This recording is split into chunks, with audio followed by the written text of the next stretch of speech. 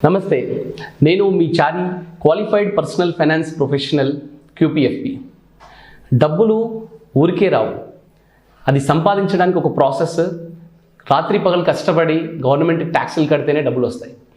అలాగే ఎస్ఐపిలో ఇన్వెస్ట్ చేసే long term SIP investor కూడా రిటర్న్స్ ఊరికే రావు. నేను ఎందుకంటున్నానంటే లాస్ట్ 10 yearsలో స్మాల్ క్యాప్ ఎస్ఐపిస్ చాలా అద్భుతమైన రిటర్న్స్ ఇచ్చాయి. ఫర్ ఎగ్జాంపుల్, నేను ఫండ్ నేమ్ తీసుకోను, కానీ టాప్ 5 ఫండ్స్ ఆల్మోస్ట్ నేను చెప్పిన రిధంలోనే ఉన్నాయి. ఫర్ ఎగ్జాంపుల్, 2013 నుండి మొదలుపెట్టి 2023 వరకు ఎవరైనా ఈ స్మాల్ క్యాప్ ఫండ్లో ఒక స్మాల్ క్యాప్ ఫండ్లో 10,000 రూపీస్ ఎస్ఐపిస్ ఇన్వెస్ట్ చేసుకుంటూ వస్తే వాళ్ళకి ఈ లాస్ట్ 10 yearsలో 24% రిటర్న్ వచ్చింది. 24% return, 24% XARR return is a very good return, చాలా అద్భుతమైన రిటర్న్ ఇది. ఓకే, అంటే నేను 10,000 రూపీస్ ఇంటూ లాస్ట్ 10 yearsలో ఓవరాల్గా నా ఇన్వెస్ట్మెంట్ 12 lakhs అవుతే నాకు వచ్చిన రిటర్న్ 42 lakhs అనమాట. సో ఇది చాలా అద్భుతమైన రిటర్న్. ఓకే, ఇప్పుడు దీని జర్నీ చూద్దాం. మనం అనుకుంటున్న ఈ 24% రిటర్న్ ఫండ్ ఏదైతే ఉందో ఆ పర్టికులర్ ఫండ్ ఫస్ట్ ఇయర్లో 0% రిటర్న్ ఇచ్చింది. 0% రిటర్న్.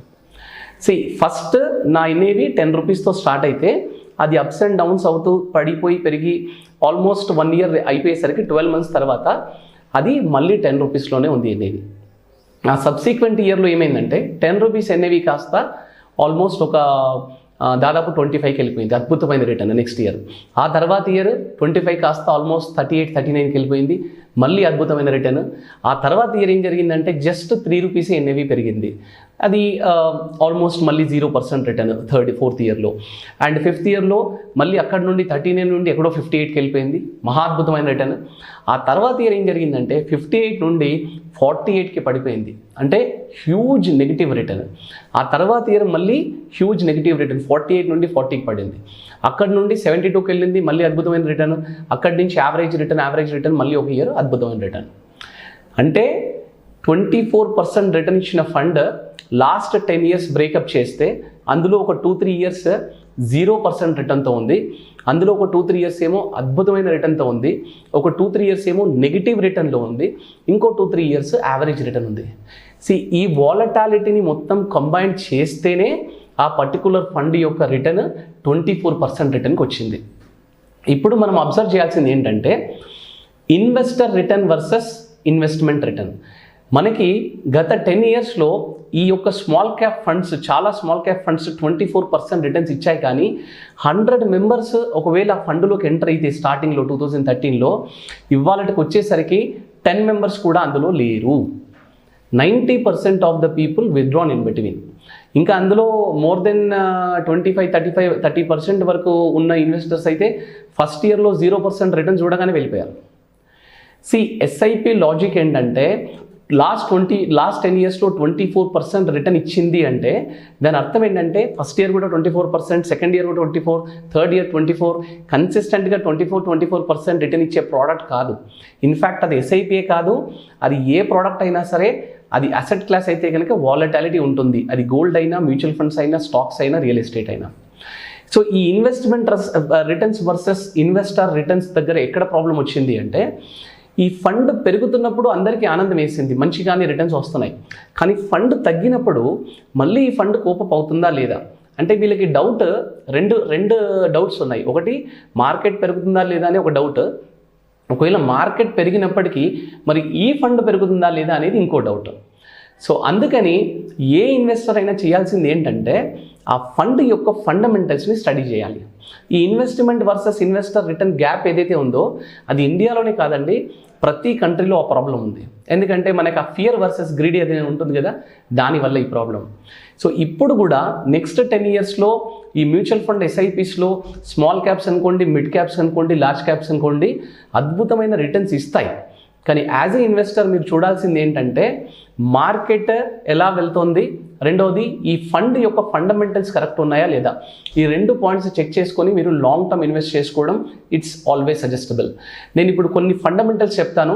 ఒక ఎస్ఐపిలో ఆ పర్టికులర్ ఫండ్ ఫండమెంటల్గా స్ట్రాంగ్ ఉందా లేదా చెక్ చేసుకోవడానికి కొన్ని పారామీటర్స్ చెప్తాను. ఈ పారామీటర్స్ కనుక కరెక్ట్గా ఉన్నాయంటే కనుక మీరు ఆ ఫండ్లో కన్సిస్టెంట్గా ఇన్వెస్ట్ చేసుకుంటూ వెళ్ళొచ్చు.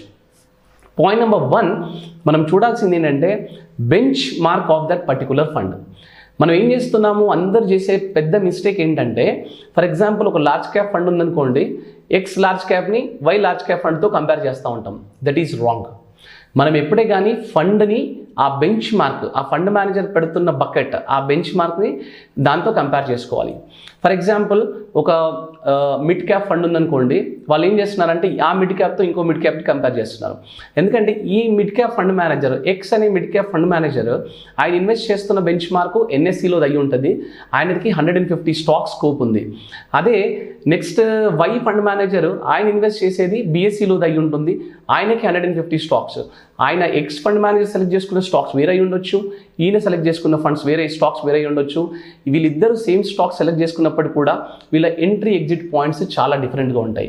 అందుకని ఫస్ట్ ఆఫ్ ఆల్ ఫండ్ స్ట్రాంగ్గా ఉందా లేదా అని చెక్ చేసుకోవడానికి మనం ఫస్ట్ చూడాల్సింది వాళ్ళ బెంచ్ మార్క్తో కంపేర్ చేసుకుంటే ఫండ్ మేనేజర్ కరెక్ట్ ఆల్ఫా కన్సిస్టెంట్గా జనరేట్ చేస్తున్నాడా లేదా అని చూసుకోవాల్సింది ఒకటి. రెండవది AUM size of the fund, asset under management ఆ పర్టికులర్ ఫండ్లో ఎలా ఉంది అనేది చాలా ఇంపార్టెంట్. ఫండ్ సైజ్ చాలా పెద్దగా ఉంటే, ఎప్పుడైనా అదేదైనా బ్యాడ్ స్టాక్ ఉంటే ఆ పర్టికులర్ ఫండ్ మేనేజర్ దాన్ని తీసేయడానికి చాలా కష్టపడతాడు. సో అక్కడ ల్యాగింగ్ అయ్యి ఫండ్ రిటర్న్స్ అనేది కొంచెం ల్యాగ్ అవుతుంది. సో ఈ సిచ్యువేషన్లో కొంచెం జాగ్రత్తగా ఉండాలి.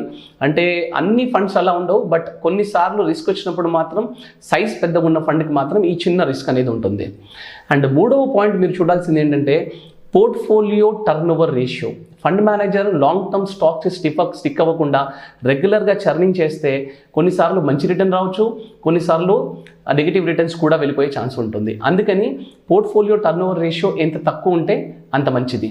అండ్ ఫోర్త్ పాయింట్ మీరు చూడాల్సింది ఏంటంటే కనుక ఎక్స్పెన్స్ రేషియో. జనరల్గా ఎక్స్పెన్స్ రేషియో చూస్తారు, కానీ తక్కువ ఎక్స్పెన్స్ రేషియో ఉన్న ఫండ్ ఎక్కువ రిటర్న్స్ ఇస్తుందని, ఎక్కువ ఎక్స్పెన్స్ రేషియో ఫండ్ తక్కువ రిటర్న్స్ ఇస్తుందని జనరల్గానైతే సైంటిఫికల్గా ఇక్కడ ప్రూఫ్ లేదు.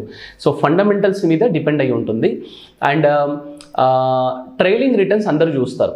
ఒక ట్రైలింగ్ రిటర్న్స్ అంటే ఏంటి, లాస్ట్ 1 yearలో ఎంత రిటర్న్ ఇచ్చింది, లాస్ట్ 3 yearsలో, 5 yearలో, 10 yearలో, అండ్ సిన్స్ ఇన్సెప్షన్ నుంచి ఈ పర్టికులర్ ఫండ్ ఎంత రిటర్న్ ఇచ్చింది అనేది జనరల్గా చూస్తారు. కానీ దీంతో పాటు మీరు చూడాల్సింది rolling return. Rolling return is very very important.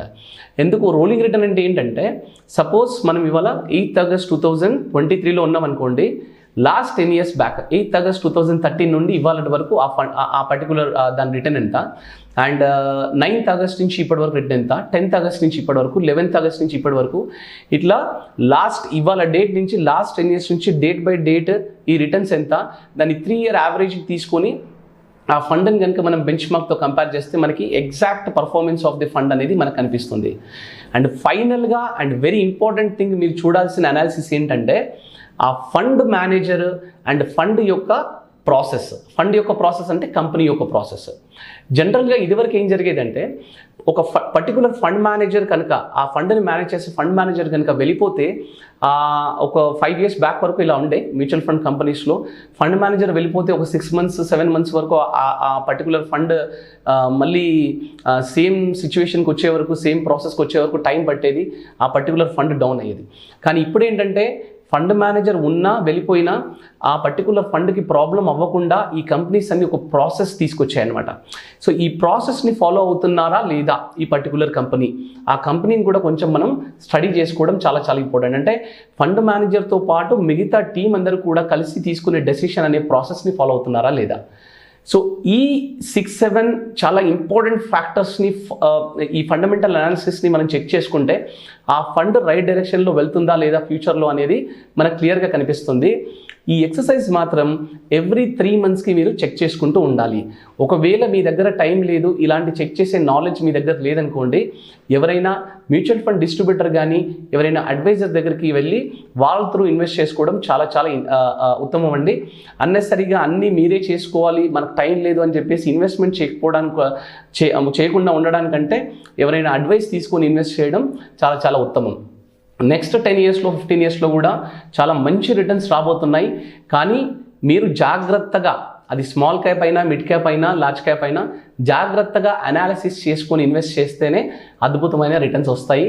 ఎందుకంటే డబ్బులు ఊరికే రావు, అట్లాగే ఎస్ఐపిలో ఉన్న రిటర్న్స్ కూడా ఊరికే రావు. నమస్తే.